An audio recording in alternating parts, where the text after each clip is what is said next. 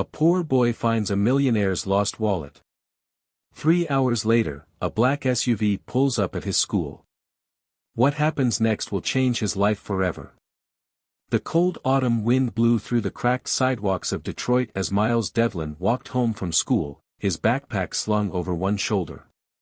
His sneakers, worn and slightly too small for his growing feet, scraped against the pavement.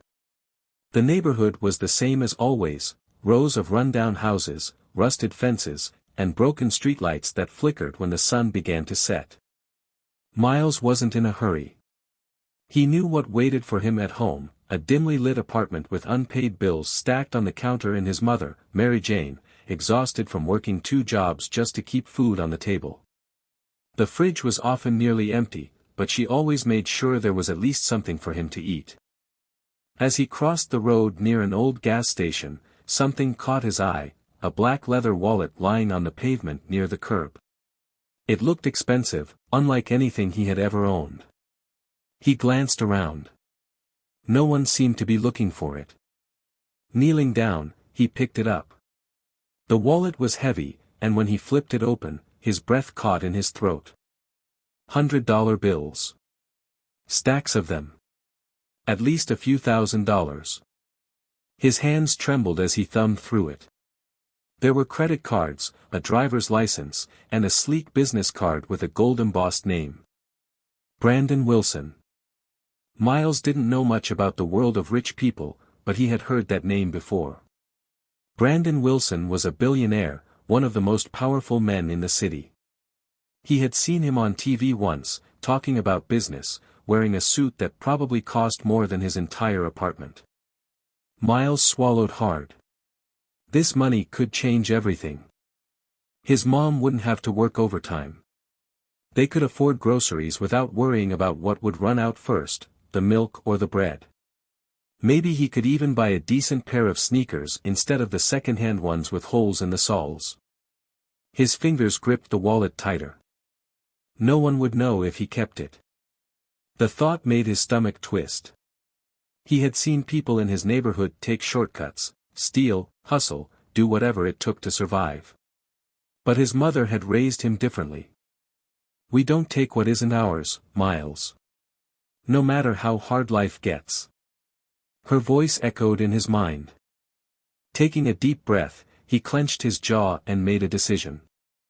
He was going to return it. Stuffing the wallet into his backpack, he turned in the direction of the downtown skyline. He wasn't sure how, but he was going to find Brandon Wilson and do the right thing. Little did he know, this single choice would change his life forever. Miles had never been to the downtown district before, at least not this close to the towering glass skyscrapers that seemed to touch the sky. The further he walked, the more out of place he felt. The cracked sidewalks and boarded-up buildings of his neighborhood faded behind him, replaced by spotless streets, luxury cars, and men in sharp suits who barely glanced his way. His heart pounded as he clutched his backpack strap. The wallet inside felt like a brick, heavy, important, like it didn't belong to him. He stopped in front of a massive building with reflective windows, so tall that looking up made his neck hurt. The golden letters on the front read, Wilson Enterprises.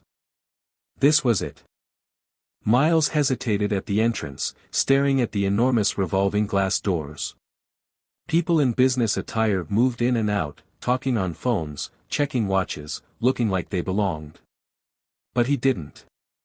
His hoodie was faded, his jeans a little too short at the ankles, and his sneakers scuffed beyond repair. Would they even let him in? Taking a deep breath, he squared his shoulders and stepped forward. The moment he entered, the air changed, cool, crisp, and smelling of something expensive, like polished wood and fresh coffee. The lobby was enormous, with marble floors so shiny he could see his own reflection. A chandelier hung from the ceiling, glittering like something out of a movie. At the front desk sat a woman in a navy blue suit, her hair pulled into a perfect bun. She barely glanced at him before her lips pressed into a tight line. "Can I help you?" Her tone was clipped, as if she had already decided he didn't belong here. Miles licked his dry lips. I need to see Mr. Wilson." The woman raised an eyebrow. Do you have an appointment? No, but, he reached into his backpack and carefully pulled out the wallet. I found this. It's his. I just want to give it back. For a second, the woman's eyes flickered with interest, but then her expression hardened again. Mr. Wilson doesn't take unscheduled visits. If you found something, you can leave it here, and we'll return it. Miles hesitated, tightening his grip on the wallet. He wasn't sure why, but something in his gut told him he needed to give it back in person. Maybe it was because he wanted Mr. Wilson to know who had done the right thing. Please, he said, trying to keep his voice steady. It's really important. The woman sighed, clearly ready to send him away, but before she could speak, a deep voice came from behind. What's going on here? Miles turned. Standing there was a tall man in a tailored charcoal suit, his short-cropped hair slightly graying at the temples. His presence alone seemed to command the entire room. The receptionist immediately straightened, her demeanor shifting into something more professional. Mr. Wilson, she said smoothly, this young man claims to have found your wallet. Brandon Wilson's sharp blue eyes locked onto Miles. For a moment, he didn't speak, simply studying the boy before him. You found it? He asked, stepping forward. Yes, sir, Miles said, holding it out with both hands. I saw it on the ground near a gas station. I thought you'd want it back. Wilson took the wallet, flipping it open, checking its contents. His face didn't change, but there was something unreadable in his expression. He snapped it shut and let out a low chuckle. You know, he said, sliding the wallet into his inner jacket pocket, a lot of people would have just taken the money and disappeared. Miles swallowed. I know, sir. But it wasn't mine to take. Brandon Wilson studied him for another moment. Then, to Miles's surprise, the man held out his hand. That's an admirable thing, son. Miles hesitated before shaking it. Wilson's grip was firm, his handshake the kind Miles had only ever seen in movies between men who made deals worth millions. Tell me, Wilson continued, what's your name? Miles. Miles Devlin. Wilson nodded. Well, Miles, I don't forget people who do the right thing. With that, he turned to the receptionist. Give me his information. The woman's eyes widened slightly, but she nodded. Of course, sir. Miles didn't know what that meant, but as he left the building, a strange feeling settled in his chest, like this wasn't the end of the story. And he was right. Because 3 hours later, a black SUV pulled up outside his school, the final bell rang, echoing through the worn-out hallways of Eastwood Middle School. Miles slung his backpack over his shoulder, ready to head home. The day had been like any other, math problems he barely understood, lunch in the noisy cafeteria, and trying to avoid trouble with kids who liked picking on anyone weaker than them. He hadn't told anyone about what happened downtown. Not his teachers, not the other kids, not even his best friend Jaden. It wasn't like they'd believe him anyway. A billionaire shaking his hand? Yeah, right. As Miles walked toward the school's rusted front gates, he heard it, the deep hum of an expensive engine. A black SUV, sleek and polished, rolled up to the curb, its tinted windows reflecting the dull gray sky. A few kids stopped to stare. It wasn't the kind of car that belonged in their neighborhood. Most of the vehicles here were old, beaten-down sedans with missing hubcaps. But this SUV looked like something from a crime movie. Miles felt his stomach tighten. The driver's door opened, and a man in a black suit stepped out. He was tall, broad-shouldered, with a clean-shaven face and dark sunglasses. He didn't look like a regular guy. He looked like security. The other kids whispered among themselves, some nudging each other. A few started moving away, sensing something serious was happening. The man scanned the crowd before his gaze landed on Miles. Miles Devlin. His voice was calm, steady. Miles's pulse spiked. He wanted to run, but his feet felt glued to the pavement. Yeah. The man nodded. He reached into his suit jacket. For a brief second, Miles panicked. Was he about to pull out something dangerous? Was this a setup? But instead, the man pulled out a sleek black phone, pressed a button, and held it out. "Mr. Wilson would like to speak with you." Miles stared at the phone, then at the man. He could feel the eyes of the other students drilling into him, waiting to see what he'd do. Slowly, cautiously, he reached out and took it. "Hello." A familiar voice came through the speaker, calm and powerful. "Miles. Good to hear from you again." Miles swallowed hard. "Brandon Wilson." "Yes, sir." His voice came out smaller than he wanted. "I'd like to meet with you. Properly, this time." Miles hesitated. Why?" A small chuckle. "Because I believe in rewarding good people. And I think you might be someone worth investing in." Miles had no idea what that meant, but before he could ask, Wilson continued. "My driver will bring you to my office. It's your choice, of course." The choice. Miles glanced around. Every kid in school was staring at him. Jaden was at the front of the crowd, his eyes wide with disbelief. His mind raced. What if this was some kind of trick? What if he got in the car and never came back? But then he remembered Wilson's words earlier, "I don't forget people who do the right thing." Maybe this wasn't a trap. Maybe this was an opportunity.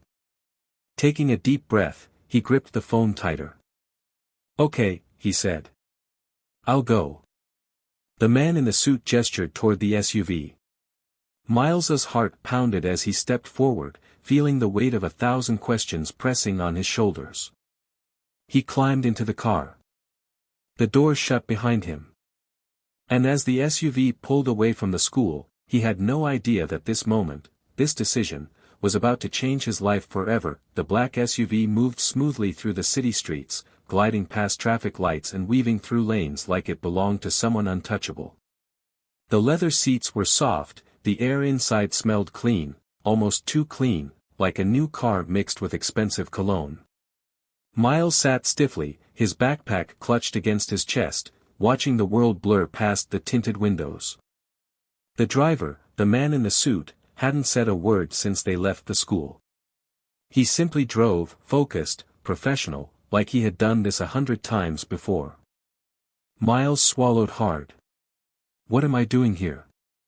A part of him screamed that this was a bad idea. Getting into a stranger's car. Meeting a billionaire alone. If his mom were still at work, she'd have no idea where he was. And if something did happen to him, who would even come looking? The thought made his stomach twist. They finally pulled up in front of Wilson Enterprises, the same towering skyscraper Miles had visited earlier that day.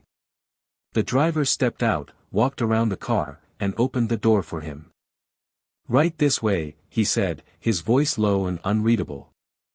Miles hesitated, then stepped out, tightening his grip on his backpack. The lobby looked even bigger at night. Fewer people were around now, and the sound of his sneakers against the marble floor echoed as the driver led him toward a private elevator. The receptionist from earlier gave him a confused glance but said nothing. The elevator doors slid open silently, revealing a sleek, modern interior lined with mirrors and gold trim. The driver stepped in first. Miles hesitated for half a second before following. As soon as the doors closed, the elevator shot up. Fast. Faster than any elevator Miles had ever been in. His stomach dipped, like he was on a roller coaster. His ears popped. Then, with a soft ding, the elevator doors slid open to a massive office with floor-to-ceiling windows overlooking the entire city. And there, standing by the glass, hands in his pockets, was Brandon Wilson. The billionaire turned slowly. His sharp blue eyes locked onto Miles with an expression that was impossible to read. He wasn't smiling, but he didn't look angry either. He looked interested. Miles felt small in the grand office, his cheap hoodie and old sneakers a stark contrast against the expensive furniture and polished floors. "Come in," Wilson said, gesturing toward a chair in front of his massive black desk. Miles took slow, cautious steps before sitting down, his back straight, his hands gripping his backpack so tightly that his knuckles turned white. Wilson studied him for a moment before finally speaking. "You must be wondering why you're here." Miles swallowed. "Yeah. Kind of." Wilson let out a small chuckle, then walked over to his desk and leaned against it. "You did something today that most people wouldn't do," he said. "You had the chance to take money and run. No one would have known. But you chose to return it." Miles shifted in his seat. He didn't know what to say, so he just shrugged. "It wasn't mine." Wilson's lips curled slightly at the corners. A lot of people would have ignored that fact. Miles didn't respond. The billionaire tilted his head. "Tell me about yourself, Miles." The question caught him off guard. No one had ever really asked him that before. Not in a way that felt like they actually wanted to know. "There's not much to tell," he muttered. "I go to Eastwood Middle. I live with my mom. That's about it." Wilson nodded slowly, as if filing that information away. "And your father?" Miles stiffened. His fingers dug into the fabric of his backpack. "Gone," he said flatly. "Since I was 5. For a moment, Wilson didn't say anything. Then he nodded, as if he understood something deeper than what Miles had said out loud. The room felt quiet, too quiet, until Wilson finally spoke again. "I believe in rewarding good people, Miles." Miles frowned. "What do you mean?" Wilson pushed off the desk and walked around it, opening a drawer. He pulled out a folder and placed it in front of Miles. "I want to offer you something," he said. Miles hesitated before slowly reaching for the folder. When he opened it, his eyes widened. Inside was an enrollment application for one of the most elite private schools in the city, St. James Academy. His heart started pounding. He had heard of this school before. It was the kind of place where rich kids went before heading to Ivy League colleges. A place where someone like him didn't belong. His mouth felt dry as he looked back up at Wilson. I don't get it." Wilson folded his arms. "You have potential. But potential without opportunity is wasted." Miles couldn't believe what he was hearing. "You want me to go to this school?" Wilson nodded. "On a full scholarship. If you're willing to work for it." Miles stared at him, his mind racing. This was insane. A billionaire was offering to send him to the best school in the city. Just because he returned a wallet? It sounded too good to be true. His fingers curled around the edges of the folder. "What's the catch?" he asked, his voice wary. Wilson smiled for the first time. "No catch, Miles. Just one condition." Miles tensed. Here it was. The part where the deal turned into something shady. Wilson leaned forward slightly. "You have to promise me one thing, no matter how hard it gets, no matter who tries to push you down, you don't quit." Miles stared at him, his heart thumping against his ribs. This wasn't just some handout. Wilson wasn't just giving him something. He was testing him. A challenge. A way out. A way up. Miles took a deep breath. And then, he made his decision. Miles stared at the folder in front of him, his mind racing. St. James Academy. It was one of those schools he had only ever heard about on the news or seen in movies, the kind where kids wore pressed uniforms, took international trips for educational purposes, and had last names that were printed on buildings. It didn't feel real.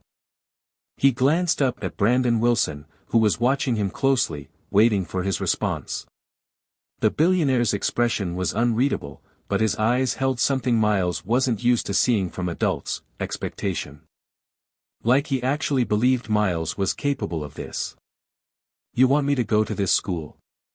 Miles asked again, his voice quieter this time, as if saying it too loudly would make it all disappear.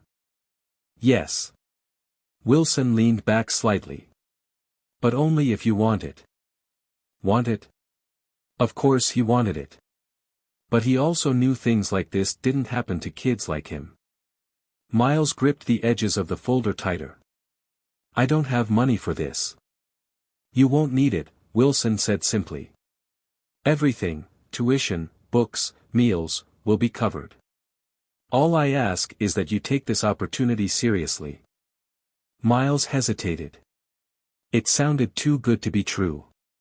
His whole life, he had learned that people didn't just give things away for free. "What if I fail?" he asked, almost in a whisper. Wilson's expression didn't change. "Then you'll fail trying."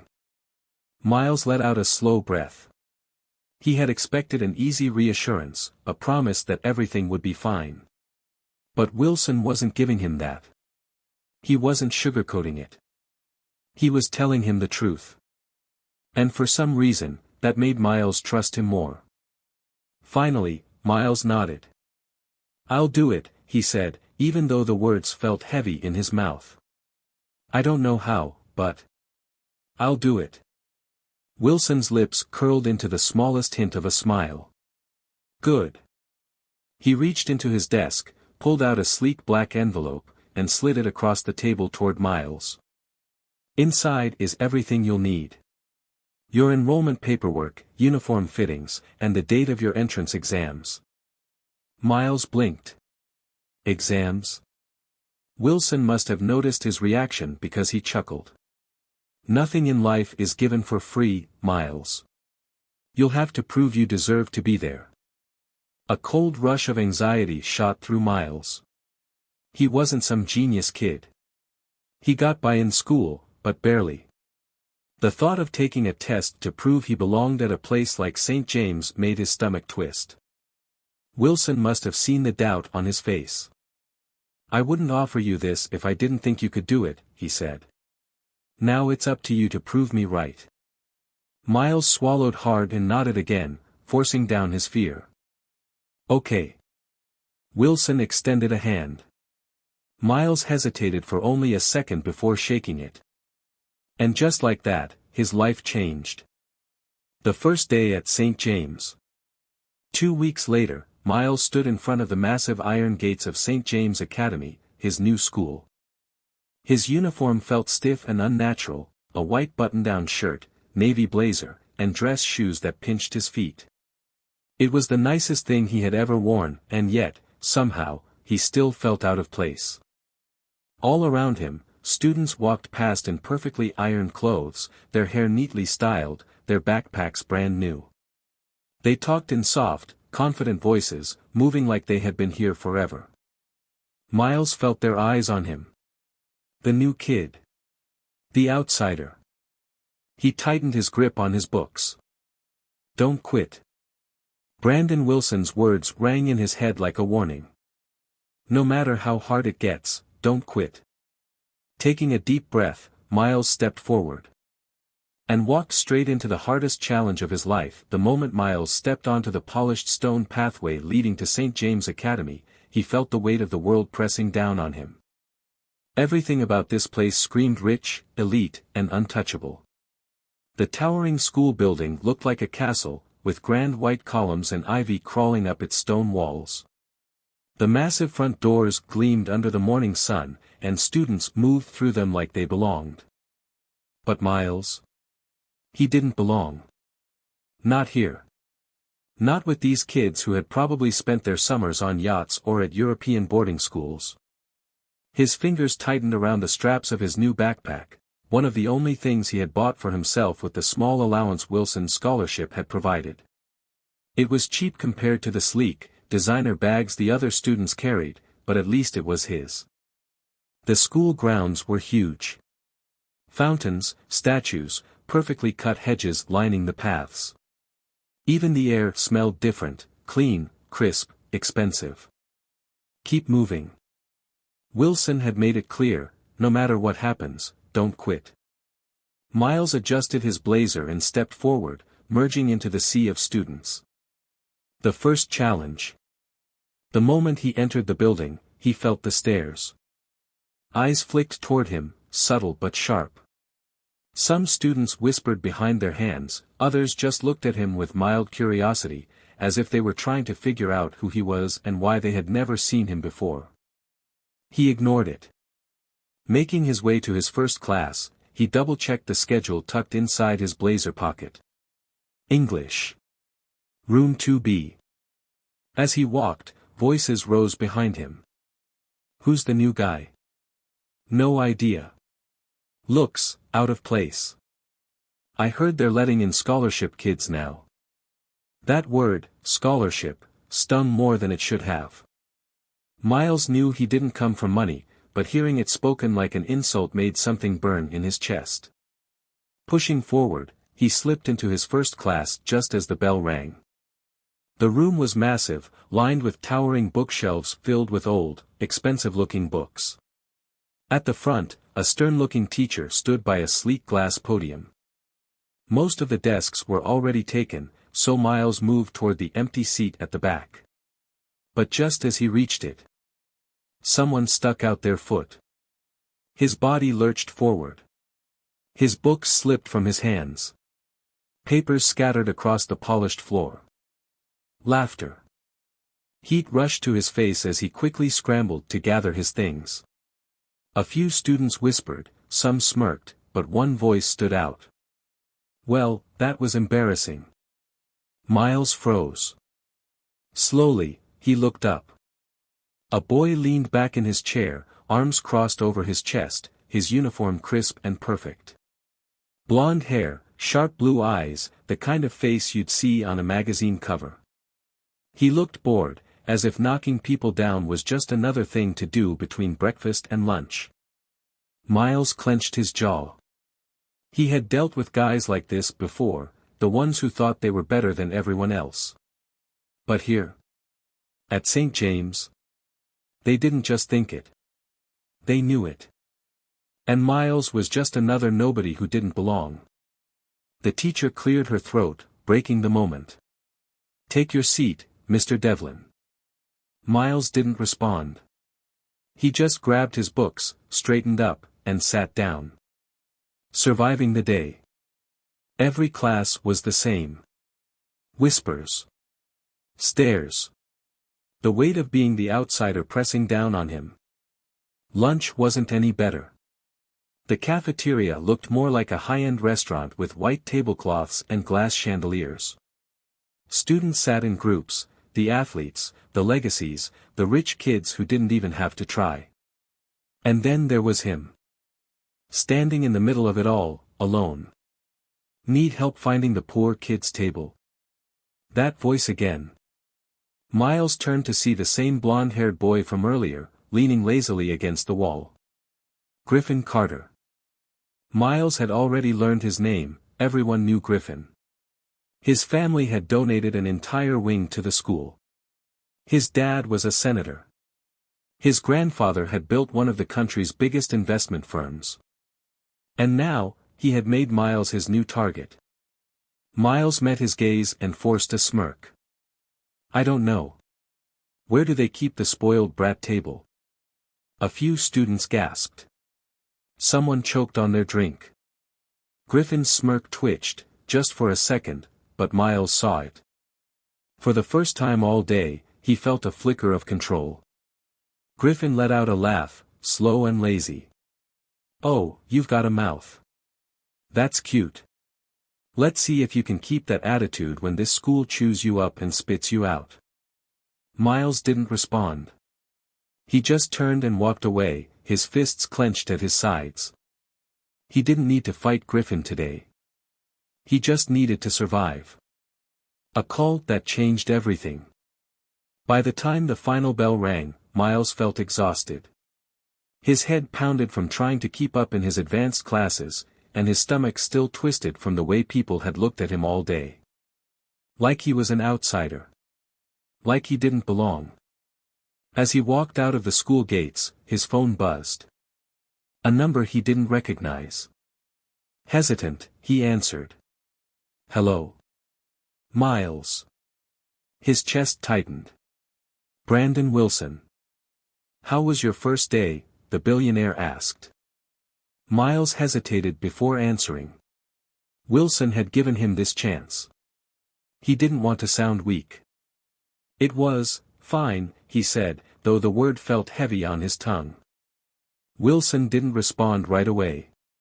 But when he did, his voice was calm, steady. You're going to want to quit, he said. Not today. Maybe not tomorrow. But eventually, you will. They'll make sure of it. Miles didn't say anything. But you won't quit, Wilson continued. Because I didn't choose you to fail. The words sank deep into Miles's bones. I didn't choose you to fail. He swallowed hard and took a slow breath. I won't, he said. Wilson was silent for a moment before saying, good. Call me if you need anything. The line went dead. Miles stood there, gripping his phone, staring out at the unfamiliar world of St. James. He knew tomorrow wouldn't be easier. It might even be worse. But for now, he had one job. Keep going. The weeks at St. James Academy were some of the hardest of Miles's life. Every day felt like walking into battle. The teachers expected perfection, the students expected him to fail, and Griffin Carter, along with his group of entitled, polished rich kid followers, made sure Miles never forgot that he didn't belong. But he didn't quit. Even when he felt like an imposter in every class. Even when he spent hours struggling with advanced coursework that the other students seemed to breeze through. Even when the whispers followed him down the halls. He didn't quit. He stayed up late, studying until his vision blurred. He avoided fights, kept his head down, and pushed forward, reminding himself why he was here. But life had a way of hitting harder than any bully ever could. The call that broke him. It was a Friday night, and Miles was in the library, buried under a stack of textbooks. The place was mostly empty, no one else needed to study this late. Most students were probably out at some exclusive party, or dining at expensive restaurants with their parents. Miles hadn't spoken to his mom all week. She worked long shifts at the diner, sometimes double shifts just to make ends meet. They had barely been able to talk since school started, and even though she always told him how proud she was, he could hear the exhaustion in her voice. His phone buzzed. Mom. Smiling for the first time all day, he quickly grabbed his phone and answered. Hey, Ma. I was just thinking about you. But instead of her warm, tired voice, there was shaky breathing on the other end. Miles. Something was wrong. Very wrong. His body went cold. Mom. What's wrong? A pause. Then a weak, broken whisper. I'm at the hospital. The books, the school, the library, everything disappeared. What? What happened? Miles shot up from his chair, his heart pounding so hard it hurt. A bad shift, chest pains, the doctors, she gasped, her voice thin and weak. Miles, I'm okay, I'm coming, he said immediately, already grabbing his bag. No, baby, you. But Miles wasn't listening. He bolted out of the library, ignoring the stares of students and staff. He ran down the polished halls, shoving open the doors of the school's grand entrance. It was late. He didn't have a car. But none of that mattered. He had to get to her. Nowhere to turn. By the time he reached the hospital, his lungs burned, his legs ached, but he didn't stop. The nurse at the front desk barely looked up. Visiting hours are almost over. I don't care, Miles panted. I need to see Mary Jane Devlin. She's my mom. The nurse must have seen the panic in his eyes because she sighed and motioned toward the hall. Room 217. Miles didn't waste another second. He sprinted through the corridors until he found her room. And then he saw her. Small. Pale. Hooked up to monitors. His unstoppable, unbreakable mother looked fragile for the first time in his life. His chest tightened, his throat burned. Ma. She opened her eyes and gave him a weak, tired smile. Baby, you didn't have to come all the way here. Miles stepped closer, gripping the edge of her bed. Of course I did. What happened? She sighed. Stress. Overwork. The doctor says my heart's not as strong as it used to be. She swallowed, a flicker of something like guilt crossing her face. I didn't want to worry you. Miles felt something break inside him. Ma, he said, his voice shaking. You can't do this alone. You can't keep working yourself like this. Her fingers trembled as she reached for his hand. I'm okay, baby. Really. But she wasn't. He could see it. And for the first time, he hated this school. Hated that he was sitting in a castle while his mother was in a hospital bed. Hated that he couldn't help her. Hated that no matter how hard he worked, it was never enough. The breaking point. The next morning, after his mom was stable enough to be discharged, Miles sat outside the hospital, his mind spinning. He had a choice. He could stay at St. James, keep pushing forward, and hope this path would give them a better future someday. Or he could quit. Walk away. Get a job. Help his mom. It wasn't even a question. His mom came first. Pulling out his phone, he dialed the number he never thought he'd use. The line rang once. Then twice. Then. This is Brandon Wilson. Miles took a deep breath. His decision was made. I can't do this anymore, he said, his voice raw. I'm done. A pause. Then Wilson's calm, measured voice. Tell me why. Miles didn't even try to hold back his anger. My mom is in the hospital. She's been working herself sick while I'm sitting in some fancy school pretending like any of this matters. I can't do it, Mr. Wilson. I can't stay while she. His voice cracked. He hadn't cried. Not when the doctors explained what had happened. Not when he saw her hooked up to those machines. But now, he was breaking. I can't, he whispered. Silence. Then Wilson spoke. You're right, he said. Miles blinked. What? You're right, Wilson repeated. You can't sit in that school pretending none of this matters. Because it does. And I won't ask you to. Miles swallowed. He hadn't expected that. But, Wilson continued, his voice firm, you're also wrong. Walking away won't help your mother in the long run. If you quit now, you'll be right back where you started, and so will she. Miles clenched his jaw. So what am I supposed to do? Just, ignore this. No, Wilson said. You're supposed to fight harder. Miles let out a bitter laugh. You think that's enough? I think it's the only thing that ever is, Wilson replied. Listen to me, Miles. I didn't choose you because I thought this would be easy for you. I chose you because I knew you could survive it. Miles stayed quiet. Then Wilson said something that hit him like a punch to the gut. Do you think your mother wants you to throw away your future? Miles closed his eyes. He could still see her lying in that hospital bed, holding his hand, telling him she was proud. No. She wouldn't want that. Wilson's voice softened. You don't have to do this alone, kid. Let me help. Miles took a shaky breath.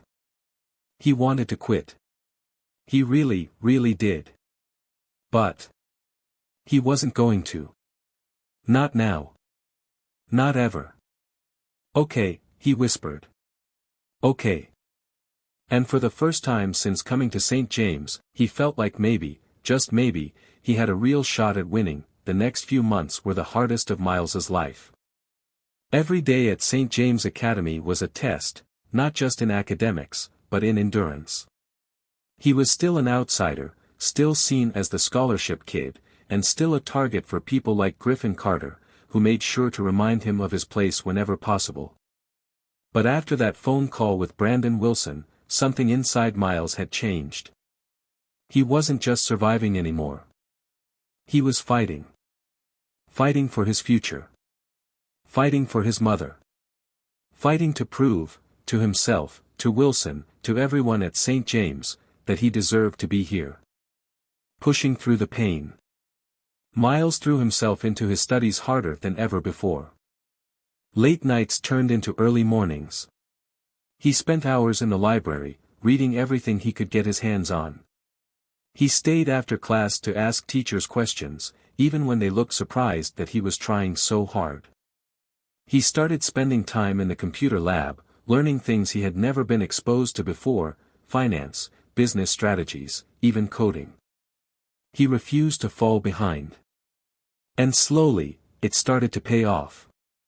His grades climbed. His confidence grew. And the whispers? They didn't sting as much anymore. Even the teachers, who had once doubted if he could keep up, began to take notice. Miles, his economics professor, said one afternoon, adjusting his glasses. "Your analysis of today's case study was quite impressive." Miles blinked. Thanks." The professor hesitated before nodding. "Keep it up." It was small. Barely a compliment. But it meant everything. A new kind of fight. Of course, Griffin didn't like any of it. The more Miles succeeded, the more Griffin seemed determined to tear him down. One afternoon, as Miles was leaving class, Griffin and his group of rich kid followers cornered him. "You think just because you've been here a few months, you belong?" Griffin sneered, arms crossed. Miles didn't flinch. "I don't think," he said evenly. "I know." Griffin's smirk twitched. He stepped closer. "You're still a nobody, Devlin. No matter how hard you try." Miles exhaled slowly, forcing himself to stay calm. "I don't need you to believe in me, Griffin," he said. "I just need to win." And with that, he walked away. The moment everything changed. The real turning point came when Brandon Wilson invited him to a business gala. It was an exclusive event, full of the city's most powerful people. Miles felt completely out of place in his borrowed suit, but Wilson had insisted. "People need to see you, Miles," Wilson had said. "They need to see what's possible." At the gala, Miles listened, watched, and learned. He heard business conversations that most people his age wouldn't understand. He paid attention to the way deals were made, the way people spoke, the way money moved. And then, Brandon Wilson did something unexpected. He put a hand on Miles's shoulder and said, loud enough for everyone around to hear. "This kid? He's going to change the game one day." People turned. They looked at Miles differently. Not as an outsider. Not as a scholarship kid. But as someone to watch. And for the first time, Miles realized something. He wasn't just trying to survive anymore. He was building something. A future. A legacy. A name. Returning home, but not as the same person. Years passed. Miles graduated at the top of his class. He got into Harvard on a full scholarship, using everything he had learned at St. James to push forward. By the time he was 25, he had built his own tech startup, focused on helping low-income students get access to the education they deserved. And then, one day, he came back. Back to his old neighborhood. Back to the place where he had once felt trapped. But this time, he wasn't the same poor kid walking home from school, dreaming of something bigger. This time, he was Miles Devlin, CEO, investor, and self-made success.